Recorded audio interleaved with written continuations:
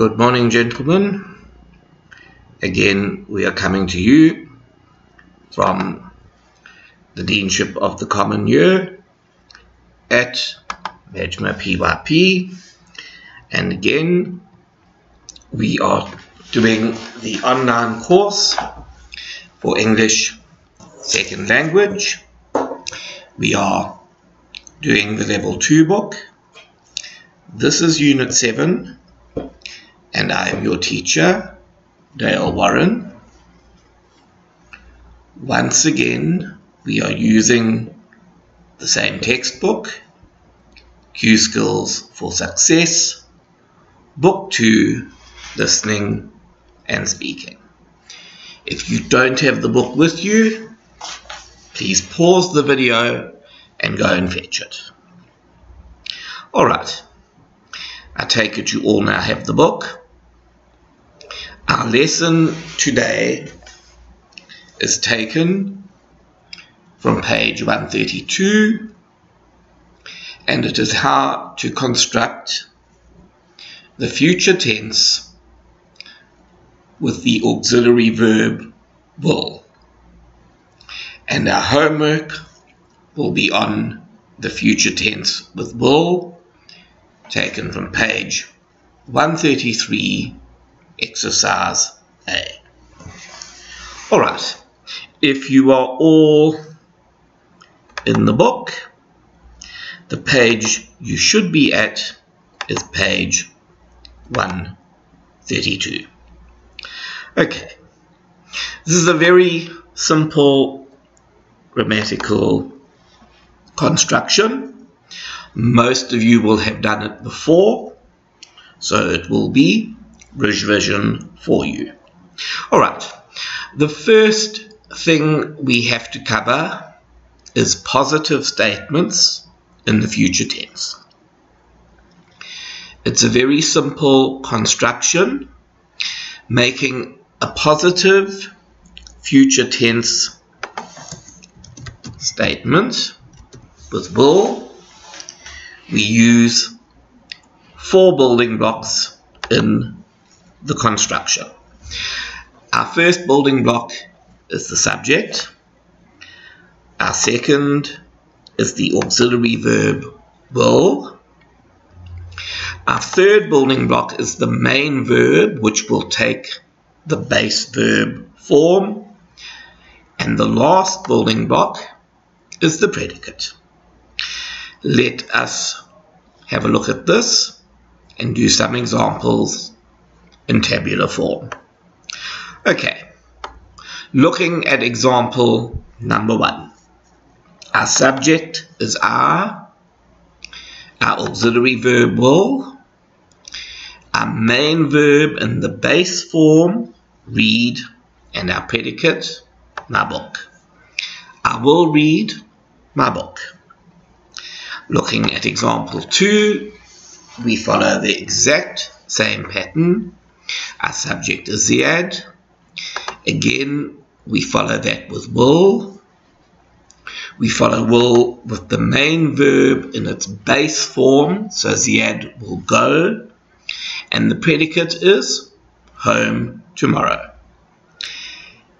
If we look at example 3, again we have a subject, Faisal. We have the auxiliary verb will. In our third block, we have the base verb survive. And in our fourth block, we have the predicate, the virus. If we look at our fourth example, our subject in the first block is she. In the second block again, we have the auxiliary verb will. In the third block, you have your base verb, the main verb in the base form, and here we have drive. And in the fourth block, we have our predicate to Panda. She will drive to Panda. Faisal will survive the virus. Very simple. It is a 4-block construction. If you remember that very simple basic pattern, subject in the first block, will in the second block, main verb in the third block in the base form, and predicate in the fourth block. You should not go wrong. Okay, now we needed to discuss contractions. I can say I will go home tomorrow, or I can put the shortened form and it is I'll go home tomorrow.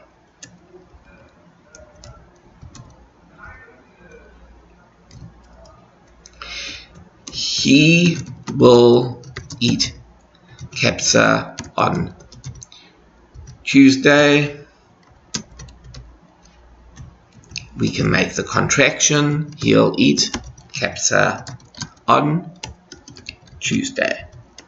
Now, we can say these things, and whenever we use a pronoun, one of these words are you, he, she, it, we, or they will take the contraction.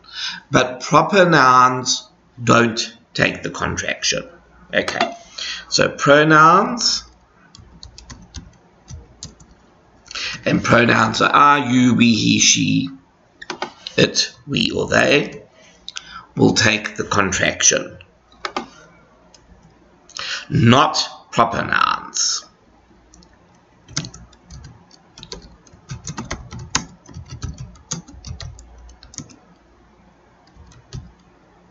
Alright, so you can say I will go home tomorrow or I'll go home tomorrow because I is a pronoun. It can take the contracted form. You can say he will eat kapsa on Thursday or he'll eat kapsa on Thursday because he is a pronoun. However, if you say Dave will eat kapsa on Thursday, it is wrong to say Dave will eat kapsa on Thursday. We do not in writing say that. So if it is Dave, then you just leave it. Dave will eat kapsa on Thursday. You can say Dave will eat kapsa on Thursday, but you do not write it in the short form. You can say the dog will eat kapsa on Thursday, but you cannot say the dog will eat kapsa on Thursday. That is incorrect. Alright, you only use the shortened form, and the contraction is made this way, apostrophe double L. You only use that form, apostrophe double L, with these pronouns, are, you, he, she, it, we, or they. You do not use them with proper nouns. Okay.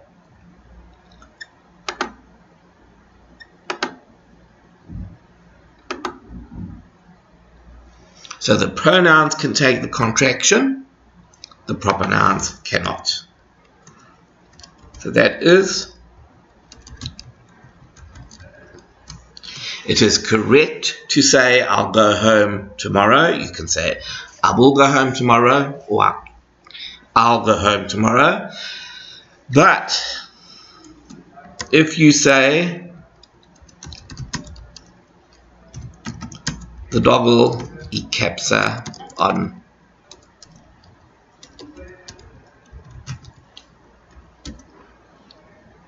Thursday, that is incorrect.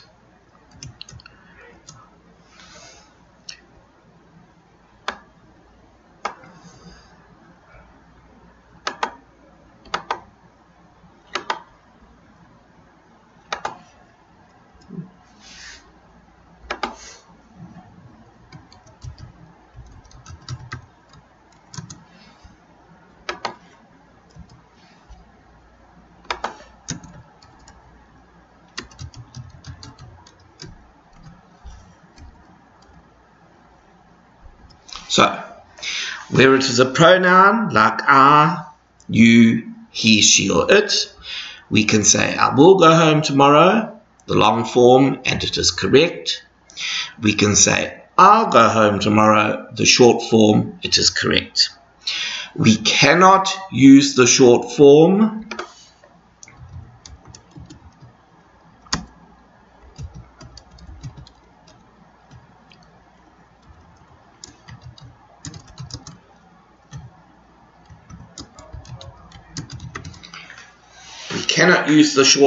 the "our" form with proper nouns. So if you use it with a proper noun like dog, it is incorrect. Alright. Now, that is the positive future tense statement. The negative future tense statement is made very much the same, and all we do for the negative is that we change will to will not, or to won't, the shortened form. So if our positive sentence is I will read my book, the negative sentence becomes I will not read my book, or if you want the shortened form, I won't read my book.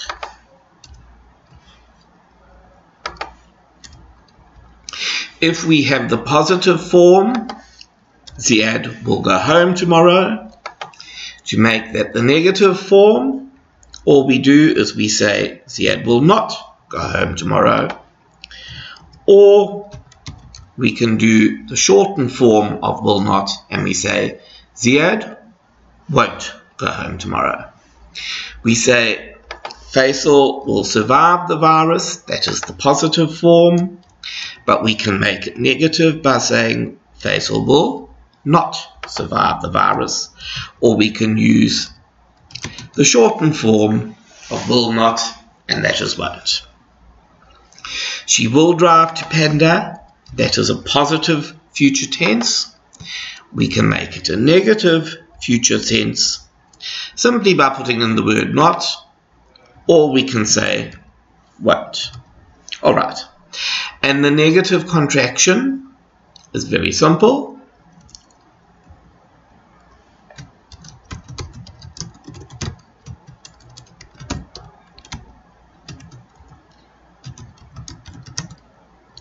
Will not is the long form, and it goes to the contraction won't. So will not and won't mean the same thing. Will not, the long form, and won't, the contraction or the short form. So very simply, these sentences mean exactly the same. You can either say she will not drive to Panda, or you can say she won't drive to Panda. They mean exactly the same thing, but here we are using the contraction, and here we are using the long form.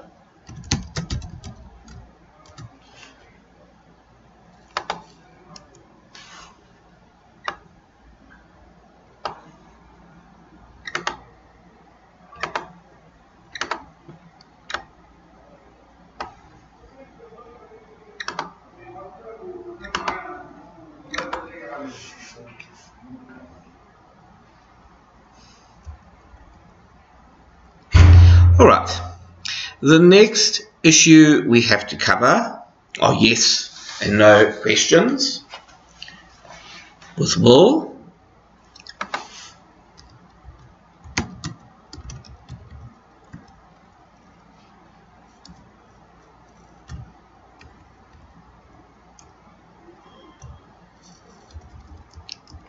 And the construction is again a very simple one.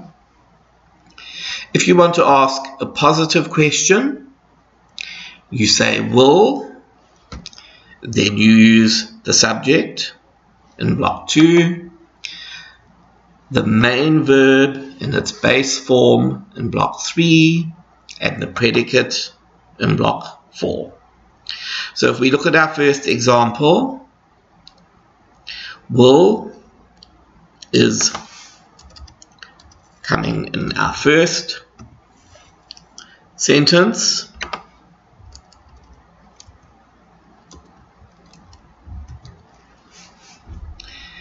In our first block, the subject in the second block is Ziad.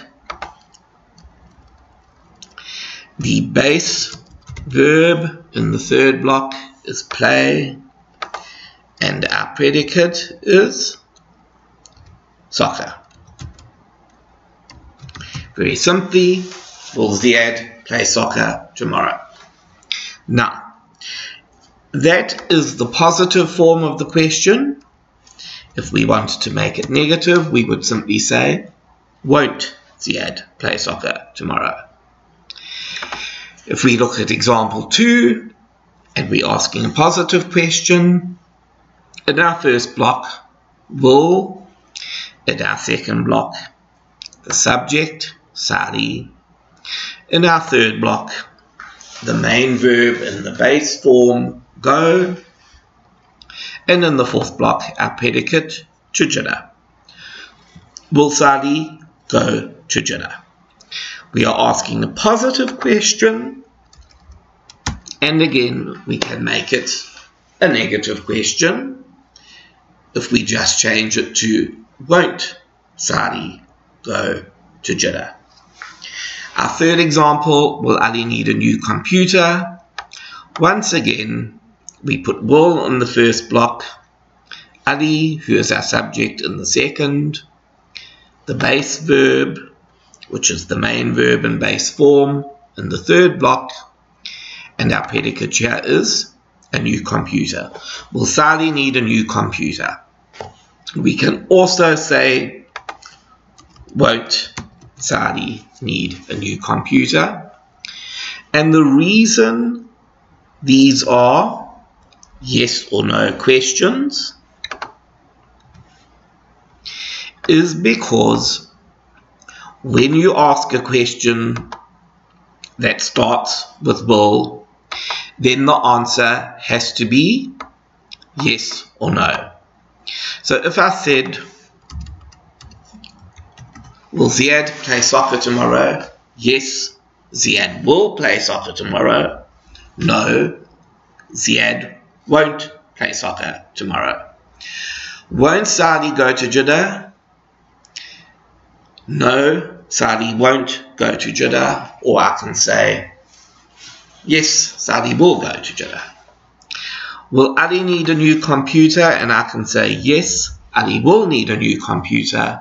Or no, Ali won't need a new computer.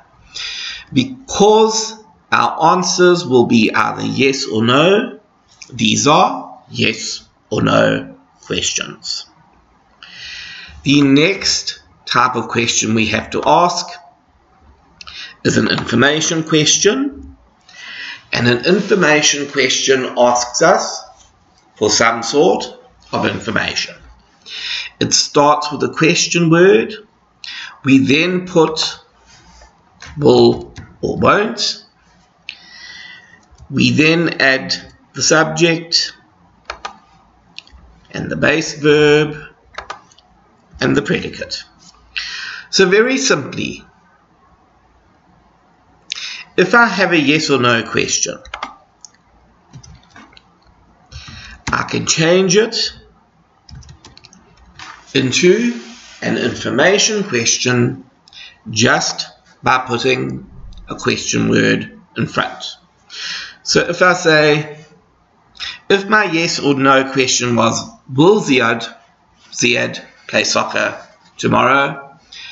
All I do is put the question word in front and it becomes an information question.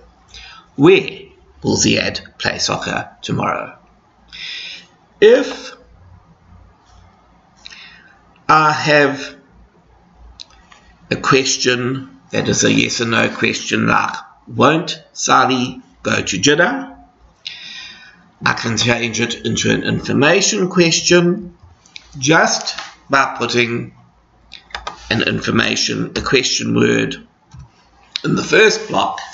And so now it is an information question. Why won't Sally go to Jeddah? I am asking a reason why Sally won't go to Jeddah, so I am asking for information. In question 1, I am asking where is the place that Ziad will play soccer, so I'm asking for information. I am asking for a place. If I start with our question, will Ali need a new computer? That is a yes or no question. But when I add at the front a question word, in this case, when,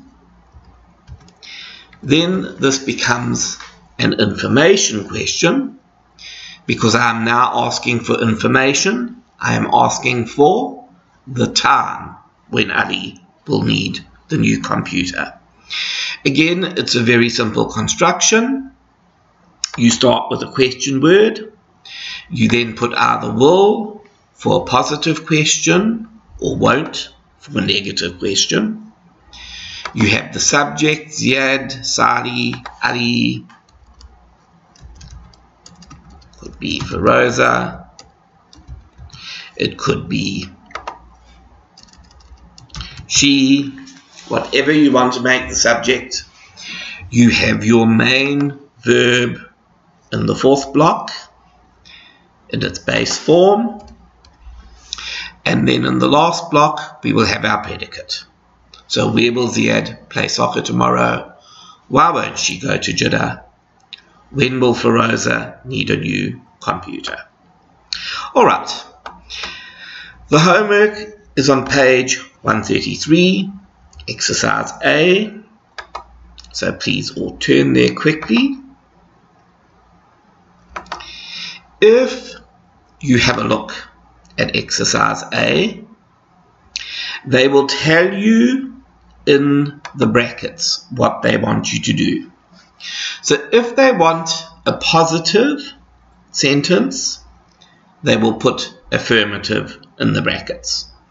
If they want you to make it a yes-no question, they will put yes-no question in the brackets.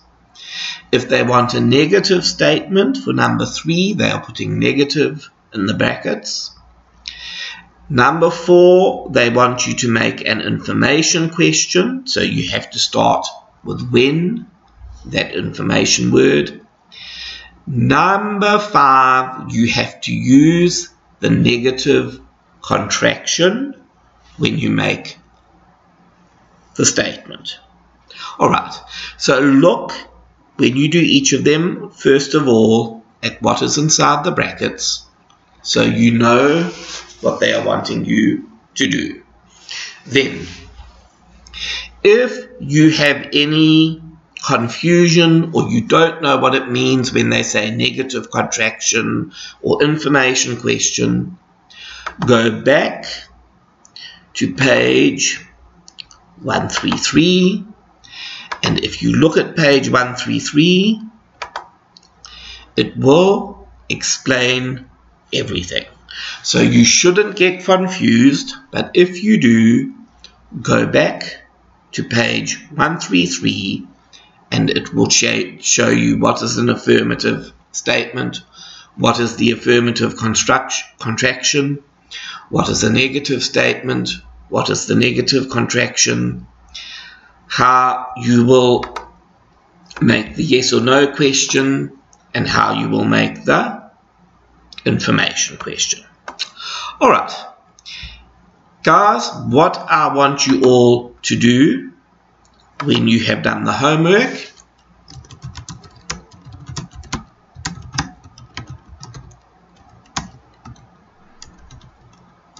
I need you